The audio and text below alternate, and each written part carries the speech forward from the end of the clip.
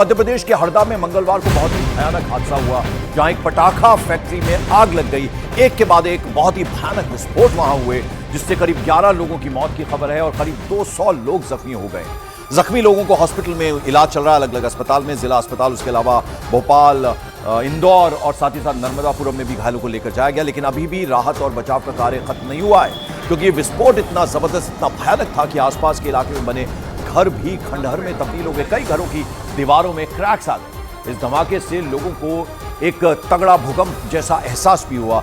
अभी भी वहां मलबे के अंदर से धुआं उठता नजर आ रहा है।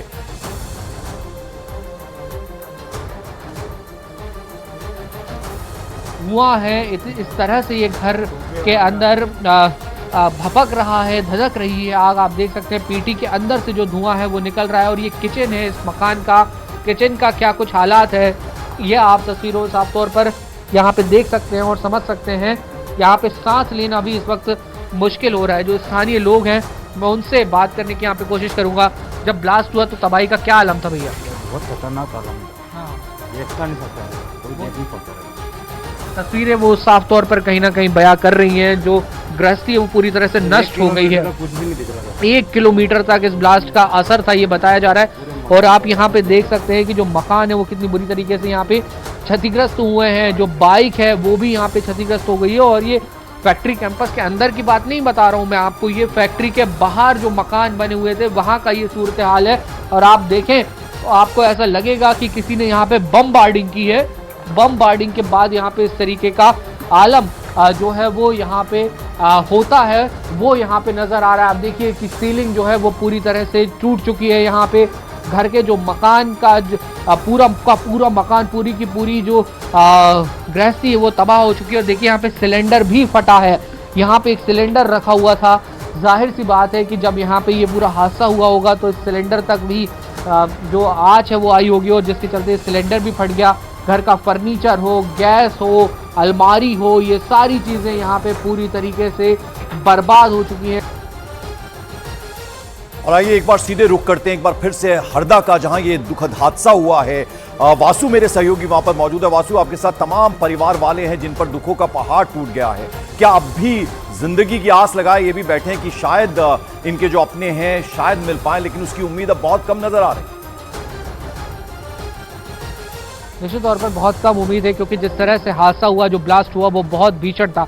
लेकिन मेरे साथ इस वक्त वो शख्स मौजूद हैं, वो लोग मौजूद हैं जो हादसे के वक्त इस फैक्ट्री के अंदर थे और जैसे तैसे अपनी जान बचाकर वहां से निकलने में कामयाब हुए। ये जो आपको सामने नजर आ रही हैं और इनके साथ इनकी 3 बहनें और यहाँ पर अंदर काम किया करती थी, वो भी बुरी तरीके से घायल है, जख्मी है। ये भी मैं इनसे कहूँगा कि अपने जख्म जरा दिखाएं कि कितनी गंभीर, कितनी बड़ी चोटें, गहरी चोटें यहाँ पर इनको आई हैं। और बाकी भी इनको पैर में और अन्य जगह भी जो चोटें हैं वो आई हैं। पैर इनका टूटा हुआ है। इनसे हम समझने की कोशिश करेंगे कैसे आप जब वहां पे अंदर मौजूद थे, जब ब्लास्ट हुआ, इस वक्त वहां पे कितने लोग थे और कैसा आप लोग को महसूस हुआ था वहां पे? कमरे में 200-300 लोग बैठे हुए थे और बाहर और उधर और भी लंबे फैक्ट्री है, वहाँ पे लपटाई करने वाले रह गए होंगे और उसके ऊपर भी दाने कलर वाले रह गए होंगे। और ताऊजी तरफ के तो कोई भी नहीं निकला था शायद से, हमारे तरफ के तो फिर भी थोड़े बहुत निकल गए थे। पर ये जो इधर थे ना, वो तो सामान को बचाने में, लोगों को बचाने में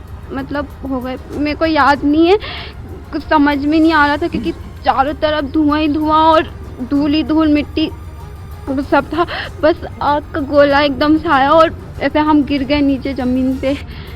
कितने लोगों को आपने वहां पे देखा कि भागने में वो कामयाब हुए और कितने लोग होंगे जो वहां से भाग नहीं पाए? भाई साहब, कम से कम 150 से 200 लोग तो मलबे में दबे हैं और 250 लोग भागे हैं, लगभग 250 लोग भागे हैं यहाँ से जान बचा के। पहले ब्लास्ट गाड़ी में जो हुआ, वहाँ से जो लोग भागने में सक्षम थे, बच्चे वगैरह सब रोड से जहाँ जगह मिली वहाँ भाग गए। अच्छा, आप तो फैक्ट्री में ही काम करती हैं, कितने लोग इस फैक्ट्री में काम किया करते थे, कितने वर्कर्स थे फैक्ट्री में? हमारे तरफ 400-500 लोग और 3 फैक्ट्री है इसी फैक्ट्री में। तो हर एक फैक्ट्री में मानो तो 1500-1600 इंसान से कम नहीं होंगे। उसमें से सिर्फ अंदाज से बचे होंगे, अपन 400 भी माने ना, इतने लोग बचे होंगे 400-500। फिर भी अंदर बहुत सारे लोग मतलब, और जो दूर के थे देखने वाले, उनका जो अलग तो आप ये देख सकते हैं तस्वीरों में कि जो डर था, वो भय था, वो इनके चेहरे से जाहिर हो रहा है और ये अभी भी कांप रही हैं, ये अभी भी अपने आप को जैसे तैसे, इनकी माँ है वो संभालने की कोशिश कर रही है। गंभीर चोटें इन्हें आई हैं, इनके साथी कर्मचारी अब नहीं रहे हैं और इनकी जो बहनें थी वो भी बुरी तरह से घायल है। इनका ये कहना है कि इस हादसे में जो अभी फिलहाल आपको यहाँ पे मलबे में तब्दील यहाँ पे दिखाई दे रहा है, यहाँ पे कई जिंदगियां जो हैं वो दबी हुई हो सकती है, जिनकी तलाश जो है वो लगातार आने वाले समय में जारी रहेगी। आज मुख्यमंत्री भी यहाँ पर पहुंच रहे हैं और वो इन तमाम पीड़ितों के साथ मिलेंगे, उनसे मुलाकात करेंगे, लेकिन इनके दर्द पर जो मरहम वासु, इससे पहले कि रेस्क्यू की टीम वहां पहुंचती मौके पर जो लोकल्स हैं, स्थानीय लोग हैं, उन्होंने भी क्या मदद का हाथ बढ़ाया था वहां पर? जी फिर से आप प्लीज अपना सवाल एक बार रिपीट कीजिए। वासु, मैं ये जानना चाह रहा था आपसे कि जो रेस्क्यू की टीम पहुंचती उससे पहले जो लोकल्स हैं, स्थानीय लोग हैं, उन्होंने भी मदद का हाथ बढ़ाया होगा आगे?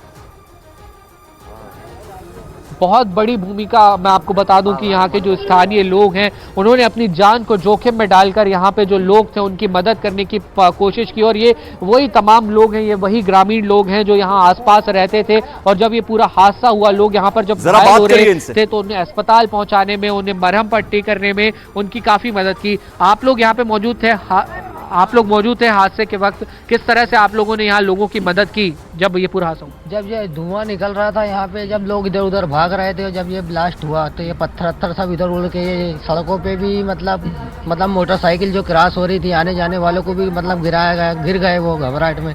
फिर उनको उठा के मतलब घबराहट में हमने इधर उधर करे, मतलब फ़ोन लगाए दोस्त यारों को, सब दोस्त यार भी आए और लगभग मतलब कहने का मतलब फिर एम्बुलेंस वगैरह भी आने लगी, तो हमने जैसी सुविधा मिली, जैसे वाहन मिला वैसे उसको अस्पताल हमने भेजे।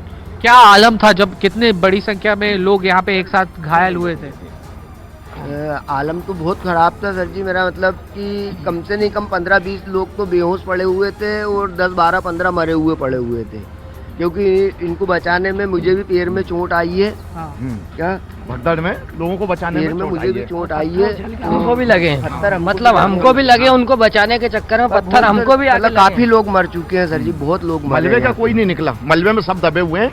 सरकारी अधिकारियों को सबको पता था कि यहाँ पे कितना की मतलब इसको लाइसेंस है और कितने गुना माल जहाँ बारूद ज्यादा रखी हुई है। कई बार हम लोगों ने आवेदन लगाए हैं कि साहब ये फैक्ट्री से गांव को नुकसान हो सकता है। 4-5 बार पहले भी ब्लास्ट हुए हैं, लोग मरे हैं और मंत्री जी कमल जी पटेल पे ये आरोप लगाते हैं, लेकिन सच्चाई तो यह है कि सरकारी अधिकारी इस मामले में पूरे लिप्त हैं। तो इसकी जांच की जाए। वासु, जरा ये समझना है आपसे कि जो सेफ्टी नॉर्म्स हैं क्या उनका पालन हो रहा था, क्योंकि रेजिडेंशियल इलाका जो है सटा हुआ एकदम इस फैक्ट्री से, जैसा कि आप तस्वीरों के जरिए भी दिखाने की कोशिश कर रहे हैं। निश्चित तौर पर देखिए यहाँ पे जो आसपास रहवासी कॉलोनी, और इतना ही नहीं, यहाँ पे जो लोग काम करते थे वो भी यहीं आसपास कैंपस के आसपास रहते थे। और सेफ्टी नॉर्म्स की अगर बात करें तो मुझे जहाँ तक इन लोगों ने बताया है और जो स्थिति मैंने खुद यहाँ पर अपनी आंखों से देखी है, ताक पर रख दिए गए सेफ्टी नॉर्म्स और तभी इस तरीके का जो पूरा हादसा हुआ है। जैसा ये जो यहाँ पे शख्स मौजूद हैं, यहीं के रहने वाले हैं, बता भी रहे हैं कि पहले भी 2-3 बार यहाँ पर हादसे हो चुके हैं, ब्लास्ट हो चुके हैं और इन लोगों ने शिकायती आवेदन भी लगाए थे कि इस फैक्ट्री के कारण गांव को और आसपास के लोगों को बड़े पैमाने पर नुकसान हो सकता था, लेकिन जो जिम्मेदार है उसके बावजूद उनको कोई फर्क नहीं पड़ा, उन्होंने कोई एक्शन नहीं लिया। और अब आप देख सकते हैं कि उसका नतीजा क्या निकलकर सामने आया है कि कई जिंदगियां तबाह हो चुकी हैं। जो ये साइट है इस वक्त वासु, वहां क्या एक्शन हो रहा है? हमने देखा बड़ी बड़ी जेसीबी मशीन्स जो हैं वो लगाई गई हैं वहां पर, क्या कुछ चल रहा है अभी? बिल्कुल, मैं आपको तस्वीरों में यहाँ पे दिखाना चाहूंगा। देखिए, कल से ये पूरा जो रेस्क्यू ऑपरेशन है उसको यहाँ पर अंजाम दिया जा रहा है। कल 11:30 बजे का ये पूरा जो हादसा है और उसके बाद आप देखिए कि जेसीबी मशीन हो, पोकलेन हो, फायर ब्रिगेड की गाड़ियां हो, लगातार यहाँ पर पहुंच रही हैं और जहां पानी की बौछारों से इस पूरी आग को ठंडा करने की कोशिश की जा रही है, तो वहीं मलबे को हटाने की भी कोशिश जो है वो लगातार जारी है और इस सब की भी सर्च ऑपरेशन चल रहा है, उन जिंदगियों को ढूंढने का, उन जिंदगियों को खोजने का जो यहाँ पे मलबे के बीच में दब चुकी हैं।